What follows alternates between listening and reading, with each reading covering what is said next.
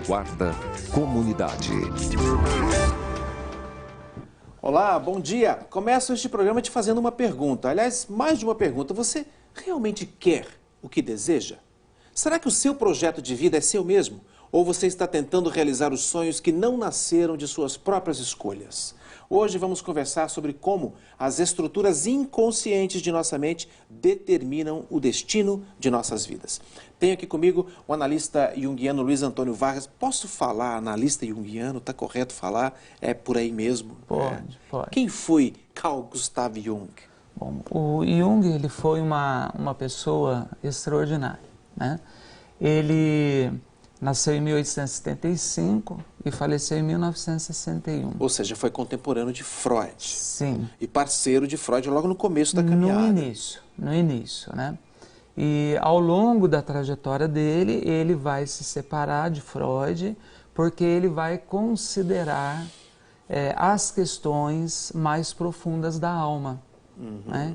Que é exatamente o que você acabou de falar, que é as questões do inconsciente, dessa função inconsciente que interfere em nossa vida e interfere em todos os aspectos da nossa vida. Mas o Freud também falou de inconsciente. Aliás, a história reputa a Freud a descoberta do inconsciente. Isso. Mas logo no começo, ainda dentro da primeira década do século passado, Jung já se afastou desse tipo de visão do Freud. Porque o que ele fez a mais, usando ainda essa questão do inconsciente? Então, o Freud ele considerava o inconsciente como um depositário das reminiscências infantis, não é?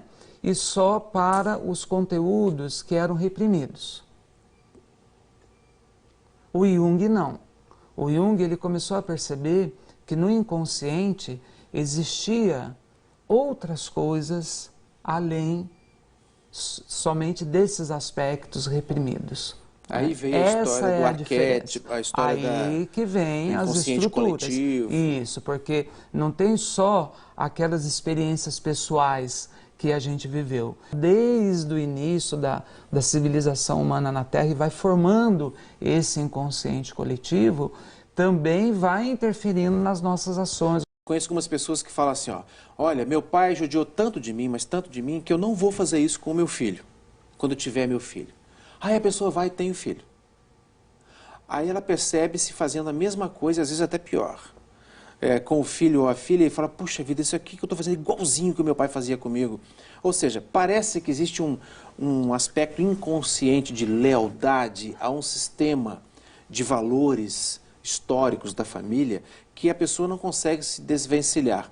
E quando ela percebe, ela fala, o que eu tenho que fazer para romper com isso que incomodou tanto a mim e agora está marcando o meu filho? Você falou uma coisa importante, que é a percepção, né? Na psicologia analítica, que é a estrutura de conhecimento que vem de Jung, né? Então, Freud, nós temos a psicanálise.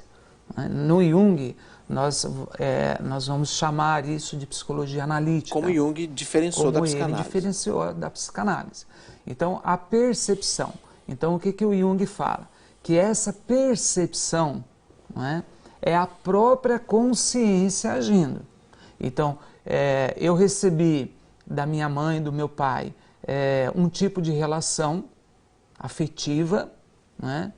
E eu vou transferir essas relações afetivas me causaram problemas, estão guardadas lá no meu inconsciente, né? E sem que eu tome conta que elas estão lá, eu vou repassando isso para os meus filhos. E aí começa um problema muito grande, né? Porque eu não passo isso só para as relações interpessoais. Eu também passo essa dinâmica inconsciente nas minhas relações intrapessoais. Então é de mim comigo mesmo e de mim para com o mundo. Né? Então quando nós vamos vivenciando esses processos inconscientes, eles vão tendo, junto conosco, uma dinâmica de conflito muito grande. E vão, de repente, traçando também o meu destino, né? Se você inconscientemente começa a trabalhar os mecanismos da sua vida para isso, Eles vão traçar o seu destino. E aí ninguém entende por que dá errado. É verdade. Então, às vezes, as pessoas estão batalhando, sofrendo, e as coisas não dão certo. E elas não percebem que elas, inconscientemente, é que estão criando esse mecanismo para que não dê certo. Para que não dê certo. Então, esse é o nosso grande drama. Porque a gente sofre sem ter consciência que o sofrimento é fruto da nossa própria psique. Não é? Então a gente está falando muito das relações humanas, mas e as doenças físicas? Que também precisam ser olhadas por um outro mecanismo. Não só o biológico, não só o celular. Não é? Porque a psique, o corpo, a mente, o espírito... A grande colaboração do Jung foi isso, a nossa totalidade, né? O nosso todo, a visão holística do ser humano.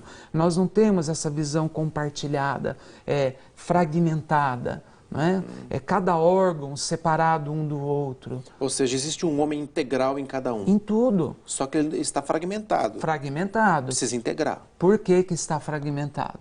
Né? Porque o desenvolvimento dessa consciência racional que vem vindo lá de trás, então o iluminismo, né? Que foi um movimento de iluminação do homem, né? Que fez inaugurou com que a filosofia moderna, isso, século que ele XVIII. descobrisse coisas importantes. Aí veio o quê? O renascimento, ele renasce, esse processo do renascimento. Então, o que aconteceu? Começamos a desenvolver toda essa racionalidade, né? O espírito científico, essa racionalidade científica, o materialismo, o imediatismo. Então nós vivemos numa sociedade que vive esses conceitos. Nós vamos inclusive falar a respeito da influência desses conceitos todos. Imediatismo, quero tudo para ontem, quero o prazer a todo custo. O quanto isso influencia exatamente no afastamento do homem do seu próprio centro, da descoberta dos seus próprios interesses originais. É o que nós vamos ver daqui a pouco. E vamos falar de alguns outros projetos desenvolvidos pelo nosso analista que está aqui hoje, nos dando a entrevista aqui no Vanguarda Comunidade. Até já.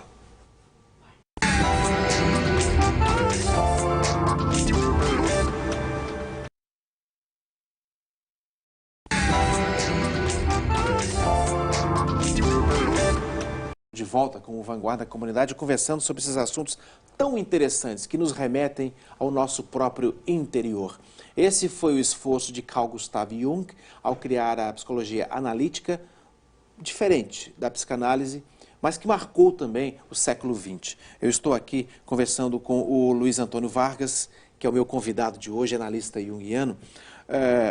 Você desenvolveu um projeto que propõe, ao analisando, exatamente uma viagem. Eu gosto muito de viajar. E às vezes nessas viagens de repórter é interessante. O repórter é convidado a fazer, para poder mostrar na reportagem, exatamente aquilo que o telespectador gostaria de fazer. Aí ele vê o repórter fazendo por ele. Saltar de paraquedas, asa delta, já fiz tudo isso. Aí vai, mergulha lá, vai conversar com os tubarões. Esses negócios todos que são aventuras. É muito legal se aventurar. Mas quando chega a hora da aventura para dentro de si mesmo, eis uma viagem desafiadora. Aí é preciso enfrentar que tipo de desafio? O desafio do desconhecido. E como é que é isso? Por que é tão complicado? Porque, veja bem, fora de nós temos acesso a tudo que a gente pode tocar. Tudo a gente vê com os nossos olhos, ouvimos com os nossos ouvidos, tocamos com as nossas mãos. É a experiência do concreto. Dentro não é assim, não é? Dentro vai ser a experiência do não concreto. E nós somos treinados para o objetivo. Nós temos que ser objetivo, acho que 24 horas por dia, né? Claro, objetivo, preciso. Tem muitos pacientes... Produzindo sempre. A loucura do trabalho de Charlie Chaplin, não é? Produzir sempre. Nós somos máquinas. Reprodutoras. Isso. E tudo que nós estamos fazendo é para conquistar o externo. Nunca o interno. Daí o projeto Fênix. Daí... O Fênix é o ressurgir das cinzas. Isso, por quê? Porque nós temos o grande desafio de trazermos esse conhecimento para as pessoas. E as pessoas que participam desse processo, elas começam a reconhecer elas mesmas.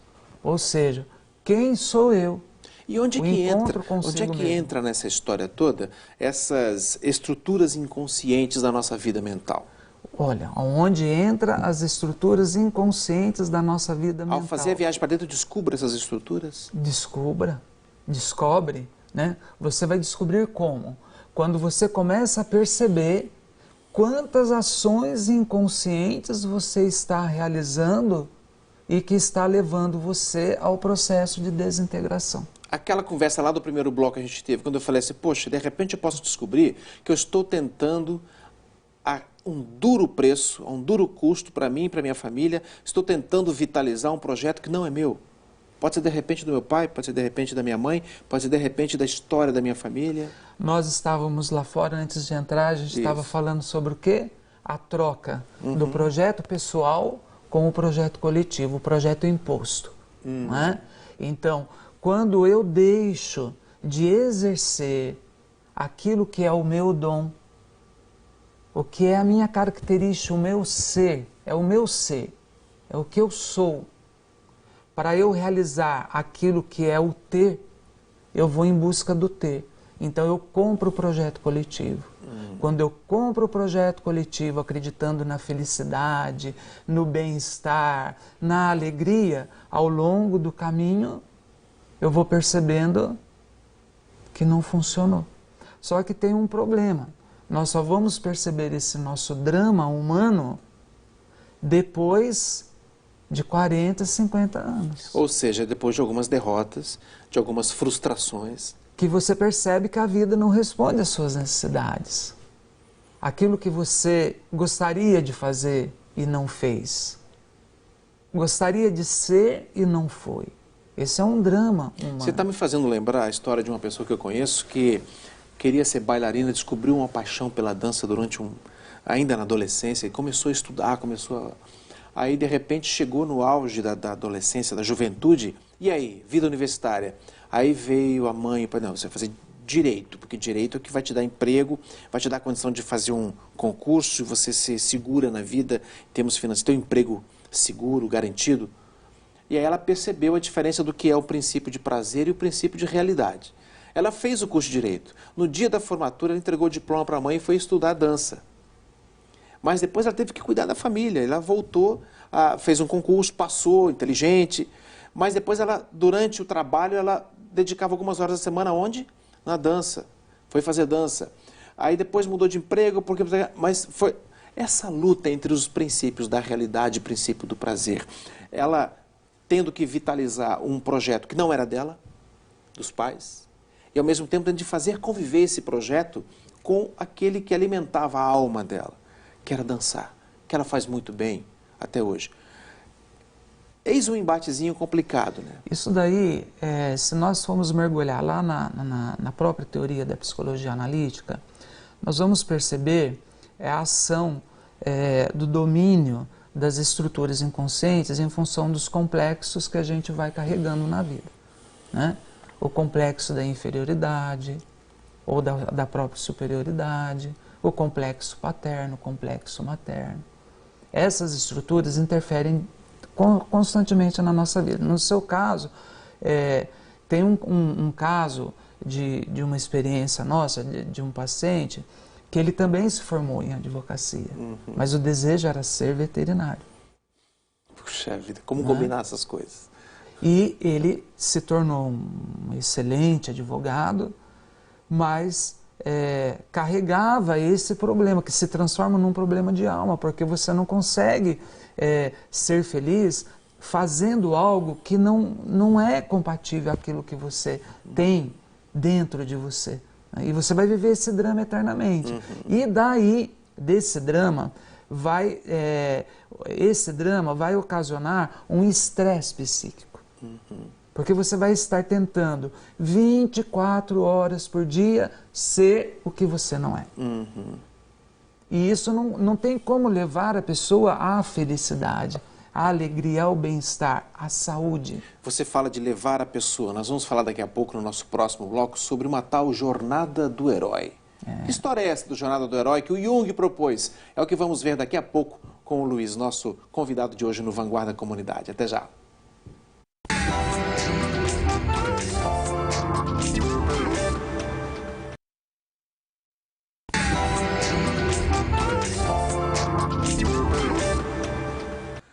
Eu disse agora há pouco que a gente vai entrar numa jornada diferente agora. Já falei que eu gosto de me aventurar nas viagens. Agora, Luiz, meu convidado aqui de hoje é Luiz Antônio Vargas, que é analista junguiano. Me recordo de um filósofo existencialista, aliás, o pai do existencialismo, que dizia que aventurar-se causa uma ansiedade, mas deixar de arriscar seria perder a si mesmo. E aventurar-se, no sentido mais elevado do termo, é precisamente tomar consciência de si próprio. Tomar consciência de si. Que libertação isso pode trazer para a gente? Onde que isso pode combinar com essa tal jornada do herói que eu falei agora há pouco, encerrando o bloco anterior? A jornada do herói, ela é uma concepção junguiana, né?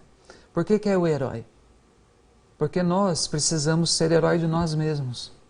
Resgatando a nós mesmos dessa situação que a gente desse vive. Vazio, muitas vezes. Desse vazio. Né, dessa falta de sentido. Os existencialistas falam, inclusive, que o século XX é o século do vazio existencial. Por quê? Porque nós tentamos preencher esse vazio da racionalidade com a aquisição dos bens materiais.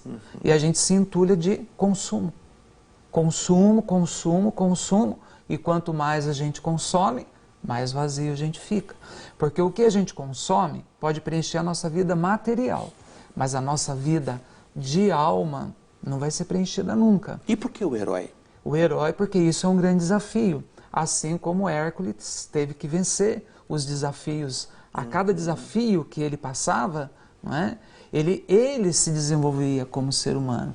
E esse grande desafio nosso é penetrarmos nesse desconhecido da nossa alma, do nosso próprio inconsciente, e começarmos a realizar o grande processo de transformação, que o Jung vai chamar do quê? De processo de individuação, que é o processo de você começar a reconhecer em você as dinâmicas erradas que você está fazendo.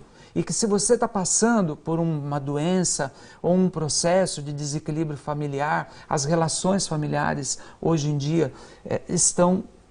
O núcleo da família na sociedade em que nós vivemos é um núcleo que está sendo desfeito pela falta da relação dialógica entre os pares que compõem essa família, né? Então, o que acontece? Quando a gente começa a perceber esse mundo de desestruturas que a gente mesmo está criando, isso causa um choque. Agora, quando a pessoa pega e vai descobrir, depois desse choque, que ela precisa reconstruir, no primeiro choque tem gente que entra em depressão. Ah, mas aí... O que eu estou fazendo aqui? Eu quero é felicidade.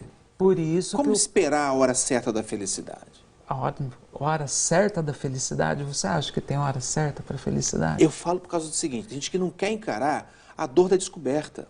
Porque descobrir a si mesmo é uma escolha. É doído. E é um desafio, é um risco de encontrar o que eu não quero encontrar. Por isso o caminho do herói. Qual é o herói que nós conhecemos que não enfrenta o sofrimento? Qualquer herói. Não é? Qualquer filme que nós vamos assistir. Ele apanha pra caramba, né? O herói sofre. Ele tem que viver. Né? Parece que para a gente poder descobrir o ouro, nós temos que lutar muito para chegar até ele.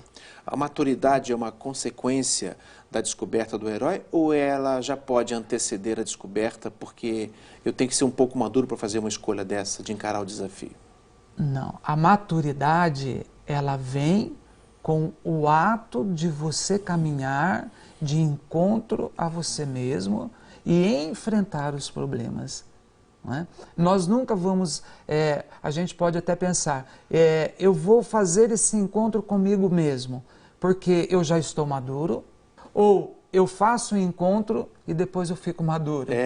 O que vem primeiro? Não é? Né? Então, a nossa mente trabalha constantemente por causa dessa racionalidade, nessa dualidade da vida, né? A gente precisa começar a integrar os processos. Nós estamos falando aqui de estímulo. O desafio de transformar estímulos em atitudes novas, atitudes renovadas, em saúde emocional. Eu falo porque, de repente, em casa está lá o companheiro olhando para a companheira e fala assim, ó, não sei por que eu aguento essa pessoa que está do meu lado. É tão fácil dar um tchau para os outros hoje em dia. Ou será que através dela eu posso fazer um mergulho e nesse mergulho da busca de uma relação mais plena, eu vou descobrir onde eu sou o problema, onde ela é o problema, onde eu sou a solução, onde ela tem algo que me estimula. As pessoas estão fugindo do mergulho, da profundidade. Para eu conseguir mergulhar com qualidade, é preciso que eu saia desse caos, desse transtorno estressante da vida moderna? De que forma eu posso abstrair para poder aprofundar? Você coloca uma coisa bastante interessante, né? Que quando a gente vai viver as nossas relações pessoais, a gente vive os conflitos, como você colocou, daquele esposo que não suporta mais viver né, aquela situação. Ou a esposa ou a esposa, o vice-versa, ou o próprio filho, quantos filhos estão saindo de casa porque não aguentam mais aquele ambiente familiar, né? Isso tem as drogas, tem os vícios, tem uma série de processos desequilibrantes por trás disso. Né? Mas por que isso acontece? Porque qual é o valor da psicologia analítica e das observações e estudos que o Jung fez? Né? Ele vai nos falar dos processos de transferência e de projeção. Então nós estamos projetando sobre o outro aquilo que está errado em nós mesmos. Né? Nós não fazemos guerras à toa. Nós fazemos guerras porque nós estamos em guerra conosco mesmo. Então, se nós não fizermos o caminho inverso nessa escolha, porque tudo vai depender de escolha, né?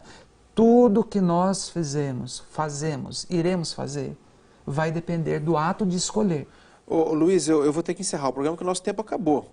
Mas eu já deixo um convite para você continuar esse papo gostoso e legal aqui, que está nos orientando bastante, em outra oportunidade. Tenho certeza que vai ser super descontraído, como está sendo aqui. Um paulista falando com o mineiro, essa conversa super gostosa. Obrigado. Desculpe interromper a linha de raciocínio, mas acabou o nosso tempo. Porque hoje nós vimos com a ajuda do Luiz Antônio que cuidar de nós mesmos é um dos segredos da prosperidade em todos os sentidos, físico, profissional e espiritual. Talvez esse cuidado com o próprio equilíbrio, com a vontade profunda de sermos melhores a cada dia, seja o investimento mais importante que temos a fazer na vida. Pense nisso e seja muito feliz. Um abraço, até o próximo Vanguarda Comunidade.